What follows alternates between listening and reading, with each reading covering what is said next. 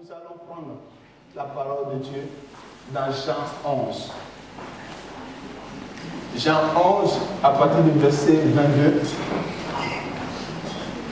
Et comme c'est un homme qui va prêcher, une fois valide pour équilibrer les choses. Et ça sera parmi les néophytes. Ça sera parmi les néophytes.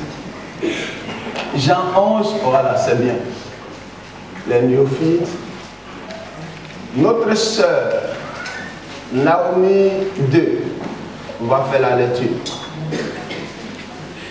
Elle se lève. On peut donner le micro, s'il vous plaît, le micro. Naomi 2 va se tenir debout.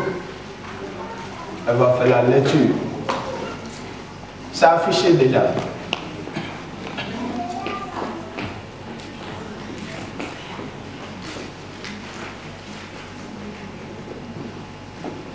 Et maintenant même, je sais que tout ce que tu demanderas à Dieu, Dieu te l'accordera.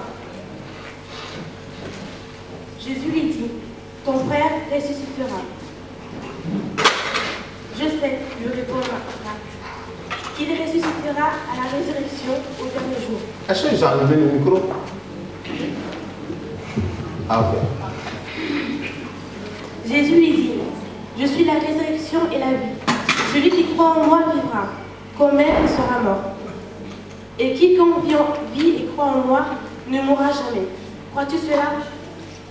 Elle lui dit, oui Seigneur, je crois que tu es le Christ, le Fils de Dieu, qui devait venir dans le monde. Ayant ainsi parlé, elle s'en alla. Puis elle appelait secrètement Marie, sa sœur, et lui dit, le maître est ici, et il te demande. Dès que Marie eut entendu, elle se leva promptement et alla vers lui. Car Jésus n'était pas encore entré dans le village, mais il était dans le lieu où Marthe l'avait rencontré. Les Juifs qui étaient avec Marie dans la maison et qui la consolaient, l'ayant vue se lever promptement et sortir, la suivirent et disant, elle va au sépulcre pour y pleurer. Lorsque Marie fut arrivée là où était Jésus et qu'elle le vit, elle tomba à ses pieds et lui dit, Seigneur, si tu eusses été ici, mon frère ne sera pas mort.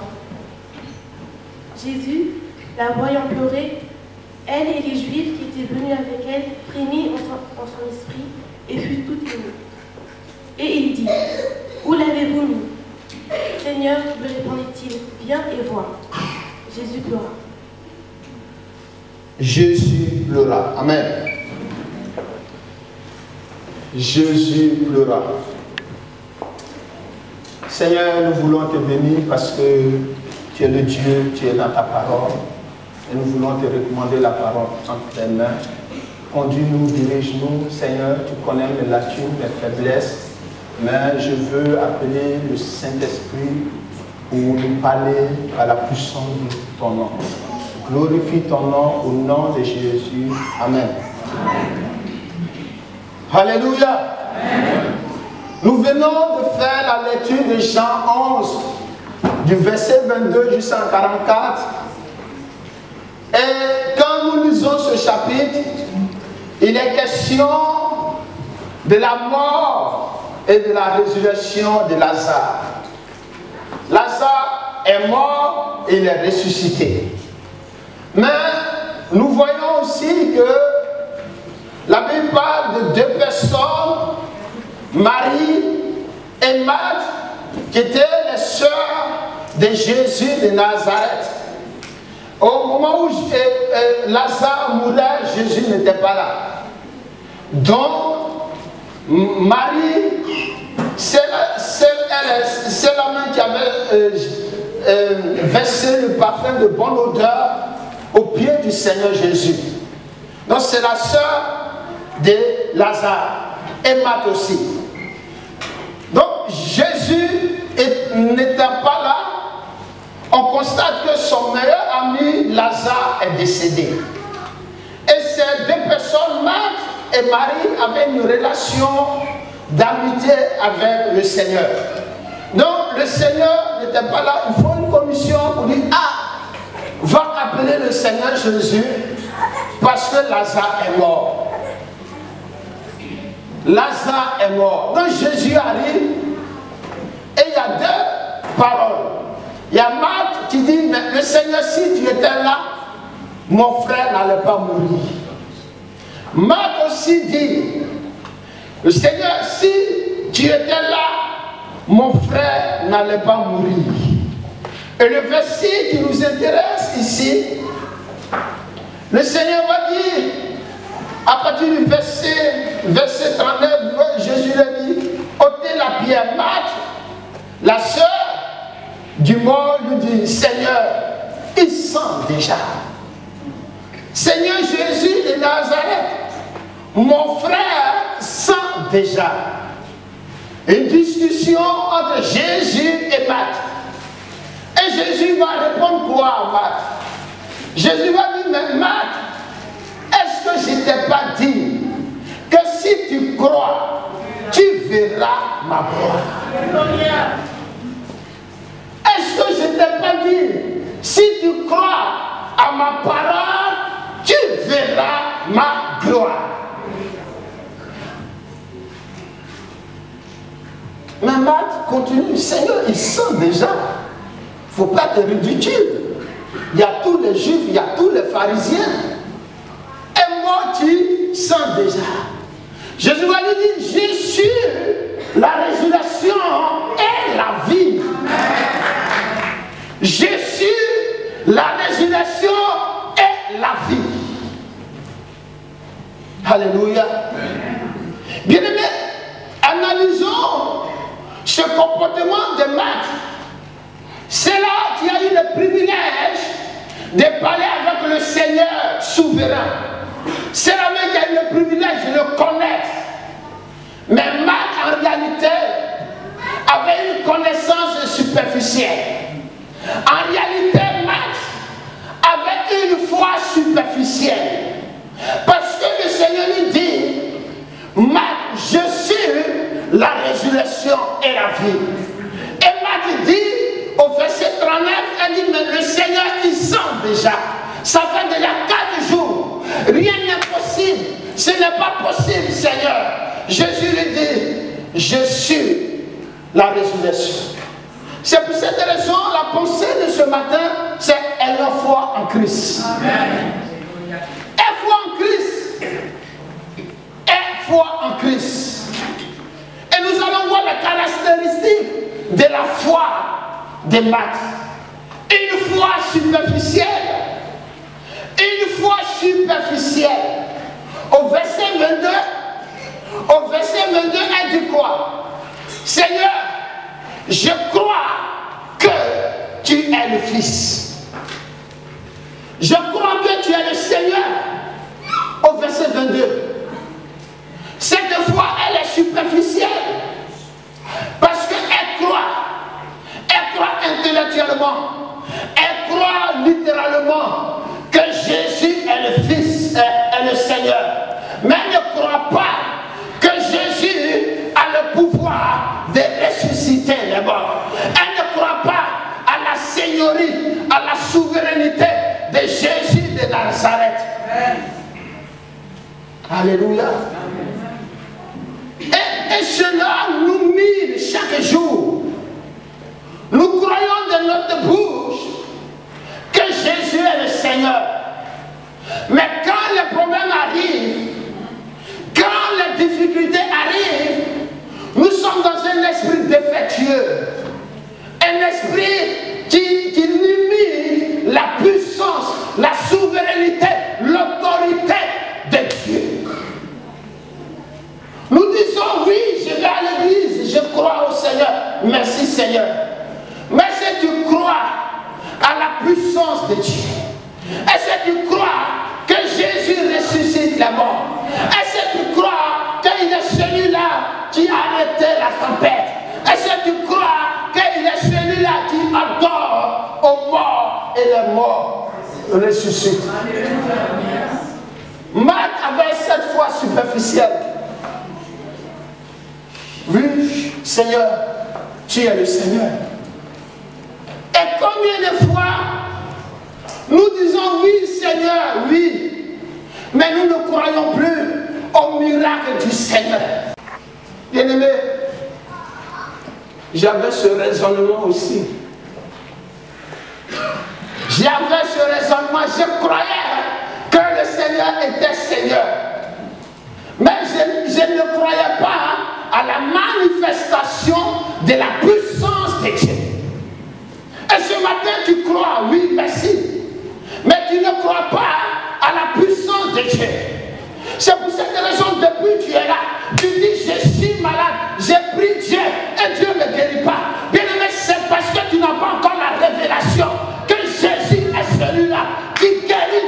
Jésus est celui-là qui ordonne aux morts et les morts sont ressuscités. Il est celui-là qui dit un mot et ta vie change. Bien aimé, j'étais comme ça. Mon cher ami, c'est pas Franck. Mon cher ami Antonio Sadia venait d'arriver d'Abidjan. Et par la grâce du Seigneur, mon épouse et moi, on l'a hébergé un peu. Et quand il est arrivé, il avait beaucoup d'argent. Et comme l'argent, ça crée souvent des problèmes. Et moi, je n'aime pas les problèmes. Je dis, mon frère, on va aller pour ouvrir un compte pour toi. Donc, je vais à la banque où je suis. Je prends un rendez-vous. On voit son visa d'un an. La dame dit non. J'ai dit, ok, c'est pas grave, allons à la banque de mon épouse, Société Générale. On va là-bas, on prend rendez-vous. Il dit non. J'ai dit, c'est pas grave, allons encore de l'autre côté. On va, on dit, c'est pas grave. Mais bien aimé, le frère, il dit, laisse, j'aurai honte. J'ai dit, oh, laisse ça.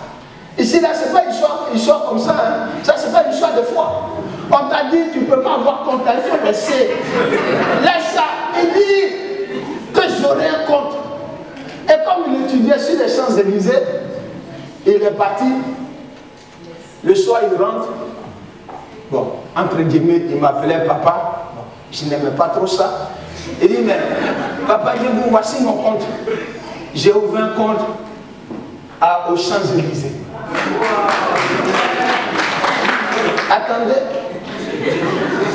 Je me suis mis là, j'ai pleuré. Et le Seigneur, je ne suis pas réellement converti. Je crois que tu es le Seigneur, mais ma connaissance était limitée. Le Seigneur est celui-là qui va au-delà de notre espérance, au-delà de notre compréhension humaine, où la main de l'homme s'arrête. C'est là commence sa mort. C'est là commence son âme. C'est là qu'il entre en nation pour dire, je suis le Dieu d'impossible. Je suis le Dieu qui fait toutes choses. Je suis le Dieu qui confond les sages. Je suis le Dieu qui confond la connaissance humaine.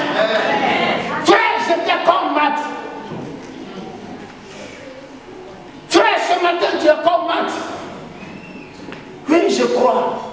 Mais si tu crois à la puissance du Seigneur. Tu es malade depuis toujours. Mais si tu crois que le Seigneur peut te guérir. Est-ce que tu as arrêté un peu ta compréhension? Élie a montré la démonstration de la seigneurie.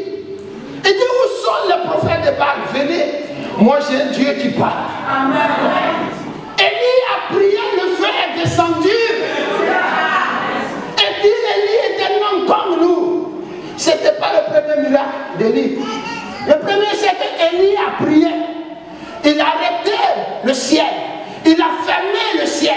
Il dit qu'il ne pleut plus dans le monde. La Bible dit qu'il n'a pas plu durant 17 ans. Élie a fermé le ciel. Parce que Élie avait la connaissance de la seigneurie, de la souveraineté, de la puissance de Dieu. Il ne connaissait pas Dieu comme ça, mais il connaissait Dieu dans l'intimité. Il connaissait Dieu dans la compréhension. Dans les temps impossibles, il connaissait Dieu, que le Dieu puissant pouvait faire quelque chose. Alléluia. Tu dis que tu es chrétien et tu es là. Rien ne change. Allons de l'autre bord. Avançons un peu s'il vous plaît. Avançons un peu s'il vous plaît. selon notre connaissance. Marthe connaissait le Seigneur Jésus. Elle marchait avec le Seigneur. Mais elle ne connaissait pas que le Seigneur était le Dieu tout-puissant. Alléluia. Au verset 22 encore, elle dit, Seigneur, oui, je sais que tu as le pouvoir de guérir. C'est Marthe qui dit ici au Seigneur, oui Seigneur, je sais que tu as le pouvoir de guérir. Mais si tu sais que le Seigneur a le pouvoir de guérir, pourquoi tu dis au Seigneur que Lazare sent déjà? Pourquoi tu dis Seigneur, il sent déjà? Le Seigneur n'a pas le pouvoir de guérir, mais il est le pouvoir qui guérit. Jésus est la guérison. Jésus n'a pas le pouvoir, mais il est la guérison. Alléluia. Jésus est la guérison. Jésus est la guérison. Il n'a pas le pouvoir, mais il est la guérison. Il incarne la guérison. Lui-même, il est la guérison. Et lui-même, il dit, tout pouvoir m'a été donné sur les cieux et sur la terre. Jésus a tout pouvoir. Jésus a tout pouvoir. Mais pourquoi Marthe, tu dis-tu au Seigneur, il sent déjà? Frère et soeur, pourquoi tu dis au Seigneur, mon problème là, on ne peut plus rien faire? Pourquoi tu dis au Seigneur, pourquoi tu dis, pourquoi pleures-tu, soeur? Pourquoi pleures-tu, frère? Pourquoi tu penses que la main de Dieu est limitée pour ta vie? Pourquoi tu pleures? Pourquoi tu ne crois pas à l'intervention de Dieu pour ta vie? Pourquoi tu ne crois pas que le Seigneur s'est levé pour toi afin de te guérir, afin de te restaurer? Pourquoi tu pleures? Pourquoi tu pleures? Pourquoi tu penses que tu es la risée de ta famille? Pourquoi tu penses que tu es la risée de ta famille? Que tu n'es rien? Pourquoi tu penses ça? Jésus a tout pouvoir. Amen. Jésus est le pouvoir. Jésus est le roi des rois. Alléluia. Une foi superficielle, c'est celle-là qui croit en moitié. Je pourrais dire une foi morte. Parce que c'est cette foi qui ne manifeste pas la puissance de Dieu.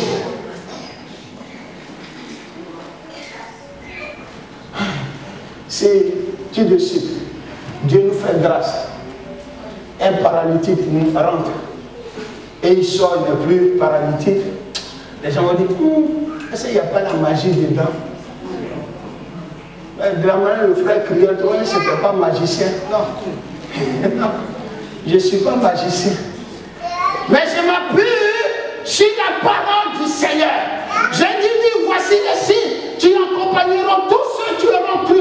À mon nom, ils chasseront les démons. À mon nom, ils guériront les malades. À mon nom, ils feront des choses. Il ne faut pas croire comme ça. Il faut le vivre. Il faut le vivre. Le verset 22. Jésus croit. Marthe croit que le Père les os. Au verset 22. Il dit oui. Je sais que quand tu pries, Dieu t'écoute. Mais mon frère là, je ne crois pas que ta prière peut faire quelque chose.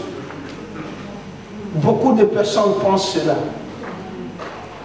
Beaucoup de personnes ne pensent plus au miracle du Seigneur. Beaucoup de personnes ne pensent plus comme Élie a été nourri par des compos des anges. On ne croit plus à cela. On ne croit pas qu'un matin tu es assis et puis quelqu'un vient te regarder et te bénit, tu ne le connais pas.